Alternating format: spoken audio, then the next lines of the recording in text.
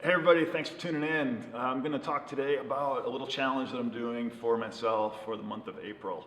So there's a protocol called Simple Sinister, which was developed by Pavel of Strong First fame. Pavel's the guy who brought kettlebells to America. But anyway, the Simple Sinister is just like it's what it sounds like. It's a really simple protocol to build kind of full body strength with very minimal time and just 2 exercises. So what I'm going to be doing is 50 kettlebell swings a day and 5 Turkish get-ups on each side. And this is something that you do daily. That's part of his protocol, is to do it every single day. He recommends a 24 kilo kettlebell minimum for the swings and a 16 kilo for the get-ups minimum. To be honest, I can't do the get-ups on my left side with the 16 kilo, so I'm going to be using a 12 kilo. The swings are no problem. I'll definitely use the 24 and hopefully go up from there. But I'm going to be doing this on top of the other training that I do on a daily basis. I ride my bike typically right now about 8 to 12 hours a week. I've got some racing coming up that I'm really trying to get fit for. And then I'm in the gym doing my own personal workouts 2, sometimes 3 days a week, more like 2 right now because I am riding a fair amount.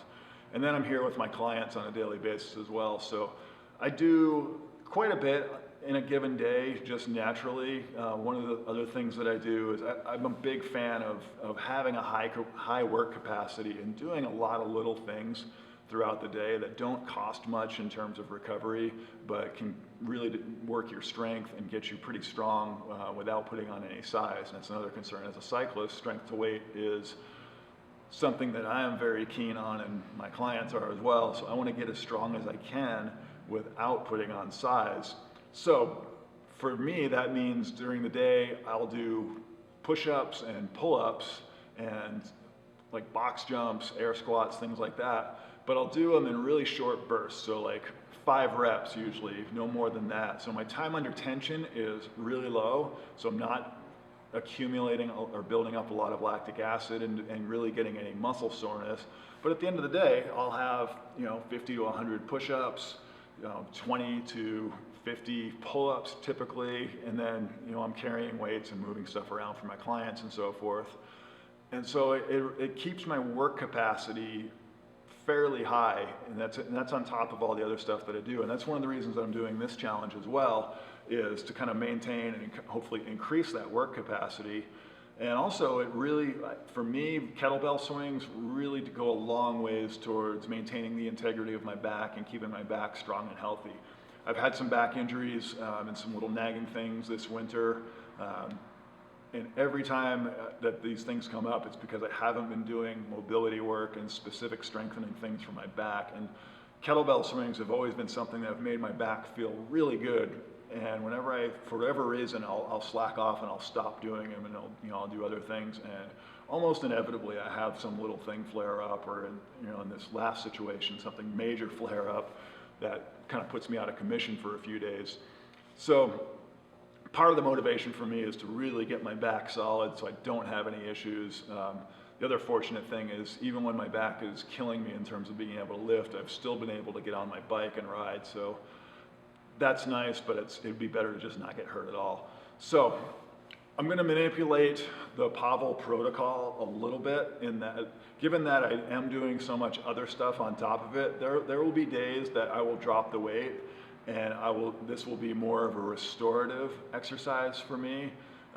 Turkish get-ups are something that I do as a recovery workout anyway, because I do find them very relaxing and kind of put me into a meditative state, especially if you do them slow and with light weight.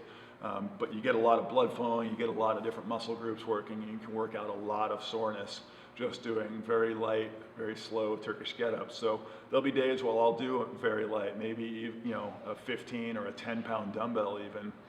And the swings, I don't really see I'll have to drop the weight in those. Hopefully I can go up. Right now a 53 is pretty comfortable for me with 2 hands. One hands, right now, they're a little challenging, honestly. I still have some lingering things with my back, so I'm gonna have to work up to that. But the whole idea here is as endurance athletes, and just as, I mean, I think life is an endurance sport, so to a certain extent, we're all endurance athletes. Having a high work capacity has a lot of benefits and will get you a long ways in whatever your chosen sport is. But being able to do little blocks of work throughout the day that aren't going to get you necessarily tired, but at the end of the day, you're going to accumulate, a fair amount of work. For me and for my clients, honestly, has really been beneficial in a great way to build and even maintain, to maintain strength for sure, but even build it throughout the season. A lot of my cyclists are, professional riders, and they have very demanding schedules and are riding a lot, but they do a lot of work off the bike, even during season.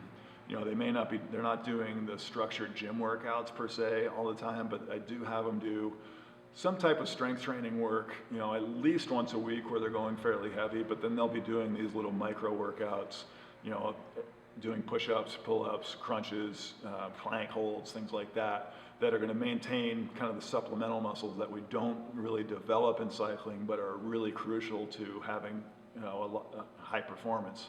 So that's the April challenge. Try it yourself. I was hoping to get this up yesterday, but I had some technical difficulties, so it's up on April 2nd. But if this doesn't work for you, try something else. Just pick a movement and do it every single day, and see how that works for you. Try to pick something that you're not really good at per se. Like, I'm really not that great at heavy Turkish get-ups, so I'm hoping by the end of this month, the 16 kilo is going to feel pretty good to me. So that's the April challenge. Thanks for checking in, and as always, kick some ass.